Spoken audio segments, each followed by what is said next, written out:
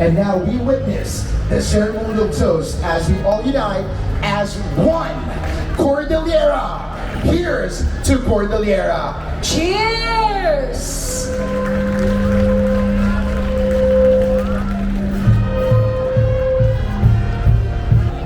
Laga, which is the local term for weaving, allowed many families to be the source of their livelihood by creating and selling various bamboo products. We'll bring the Laga Festival right here in Baguio City for the festivals of the Cordilleras.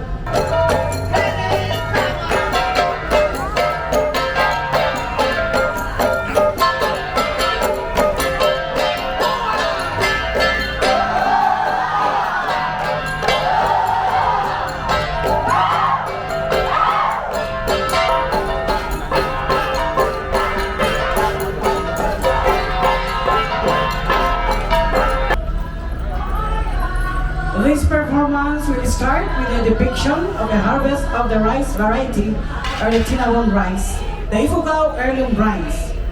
The munbotok or rice harvester will chant the hudhud while harvesting.